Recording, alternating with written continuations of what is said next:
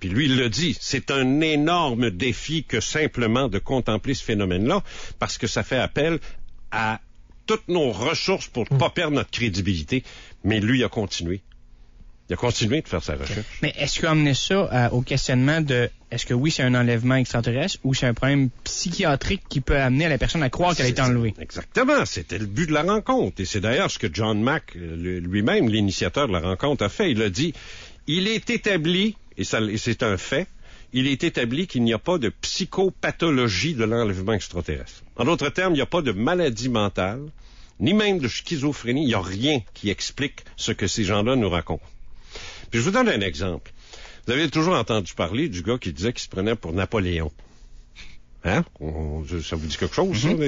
Bon. Le syndrome de Napoléon. Le syndrome de Napoléon. Il se prend pour Napoléon, il se prend pour Jules César, il se prend pour le Christ, où il dit, ces affaires-là.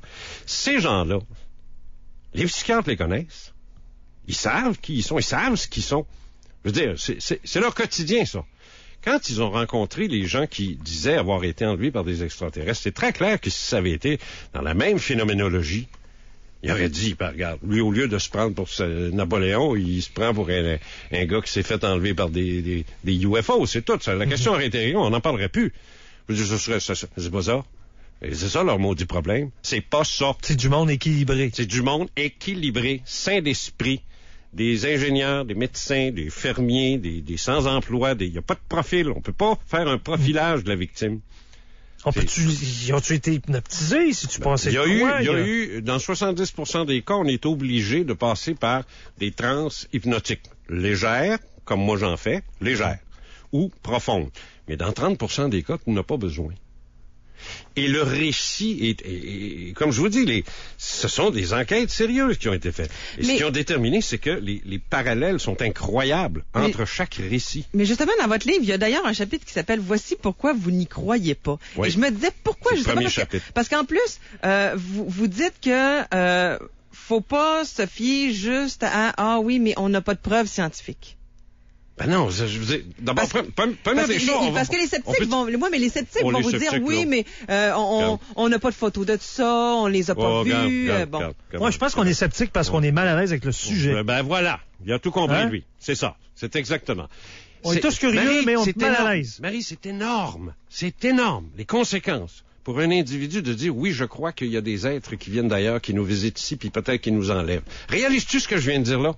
C'est énorme. Réalises-tu qu'il y a des gens qui sont même pas capables de coper avec l'idée? Juste avec l'idée. On leur demande même pas d'y croire ou de pas y croire. Pour eux, c'est insupportable même d'y penser. De penser que ça pourrait être possible. J'ai des amis à moi, des grands amis à moi, ça fait 20 ans qu'on est ensemble, ne veulent pas que j'en parle chez eux. Il n'y en est pas question. Ne me parle pas de ça, Jean. Non, mais je le sais. Point-là. Je ne veux pas que tu me parles de ça. Non, mais peut-être si Jean commence à parler de ça, parce que même si tu dis que t'es pas passionné, tu vas passer la soirée à lui en parler. Non, c'est pas qu'on va passer la soirée là-dessus. C'est cette personne-là en particulier. C'est un sujet qui est dérangeant. Cette femme-là, elle refuse d'y croire. Elle refuse que ça soit vrai. Elle a la chienne que ça soit vrai. Elle a la chienne que j'ai raison. Elle préfère. Ah, mais là, c'est une peur. C'est pas pareil. C'est le chapitre dont tu parles. Là. Voici pourquoi vous n'y croyez pas. Là. C'est que ça que je dis. Oui, c'est de la peur. C'est carrément de la peur. Et la peur fait réagir au sens que tu vas protéger ton identité. Comment est-ce que tu protèges ton identité en protégeant tes croyances? Toi, tu crois différentes choses. Et oublie pas une chose, ne pas croire, c'est croire. En d'autres termes, dire les ovnis n'existent pas, c'est pas je crois pas que les ovnis existent. Tu dis, dans le fond, je crois qu'ils n'existent pas. C'est une croyance aussi. Comment je veux dire?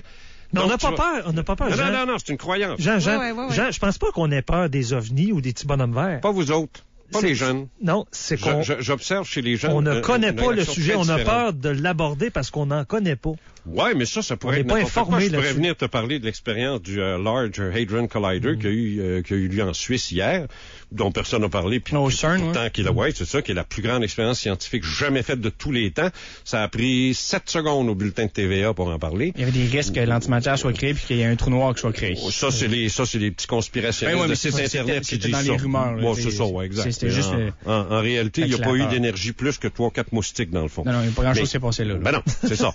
Mais ça fait rien. L'expérience est extraordinaire. Mais les gens s'intéressent pas à ça. Alors, les gens n'en parleront pas. Ils n'en parleront pas pourquoi? Parce que si on leur dit, oui, mais le boson de Higgs, est-ce qu'ils l'ont trouvé? Ils vont dire, le quoi? Bon, on arrête ça là. Mais ça, c'est uniquement parce que c'est un manque d'information. Mais moi, ce dont je te dis, la raison pour laquelle les gens ne veulent pas en entendre parler, la raison pour laquelle il y a peut-être des auditeurs ou des auditrices qui ont dit, moi, je ne veux plus entendre ce qu'il dit, c'est de la peur. Inconsciente, mais c'est de la peur. Toute ta structure individuelle peut s'effondrer si ce que je te dis est vrai. Oui, mais quand même, moi, sincèrement, ça me fascine. Je sais pas si je crois à ça ou pas, mais ça me fascine. Mais je sais une chose, par exemple, V qui passe à TV, là, présentement, à ABC, là, comme quoi, là, les extraterrestres, c'est toute une gang de reptiles. Pas sûr que ça existe pas vrai, là. Puis, tu sais, Men in Black, j'ai pas cru qu'il y a effectivement une branche qui parle aux extraterrestres. Ça, là-dessus, je me dis, c'est Men in Black, films. c'est de la fantaisie, de la comédie.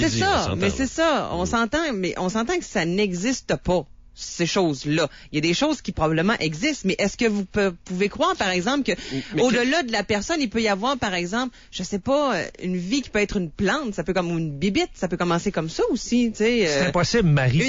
Une mouche, c'est impossible qu'il n'y ait pas de la vie à quelque part dans l'univers. Ça serait pris. Ça, la question, on se pose même plus, j'espère, là. Mais ce que je veux dire, c'est qu'un papillon est de la vie. Non, mais j'essaie de voir où tu m'emmènes, là. Ben, c'est-à-dire, est-ce que vous croyez que c'est vraiment des gens physiques dotés, tu sais, d'une intelligence supérieure, puis... Regarde le cheminement de la vie qui s'est fait sur la Terre. Je veux dire, on est partis, nous autres, notre propre ancêtre à nous autres, ça ressemble à un petit chien, là. Même pas des singes, là. Je recule encore plus loin que ça, là. C'est un tout petit chien, ça ressemble à un cocker, believe it or not. Et ça a évolué jusqu'à un gars qui a une BMW, là, puis qui s'en va écouter son hockey sur son ACL 52 pouces. Tu sais, je veux dire, regarde, on fait du chemin, là. En combien de temps? En plusieurs millions d'années. Et voilà. Mais on dit que ça a évolué. L'âge de l'univers. Je veux juste te poser une question niaiseuse. L'âge de l'univers, c'est quoi? 13,7 milliards d'années. Ça veut dire quoi, ça? Ça veut dire que s'il fallait que le cocker dont je te parle ait connu l'existence de la vie juste 2 millions d'années avant nous autres, ça veut-tu dire que théoriquement, il pourrait avoir aujourd'hui, au moment où on se parle, 2 millions d'années d'avance? On a fait combien de pas, nous, en 150 ans? Là, on est en navette spatiale. Il y a 150 ans, on avait le nez derrière le cul d'un cheval pour avancer. On pensait que la Terre était plate. On pensait que la Terre était plate il y a 600 ans. Dans 2 millions d'années, qu'est-ce qui va nous arriver? Qu'est-ce qui est arrivé à d'autres? Ouais.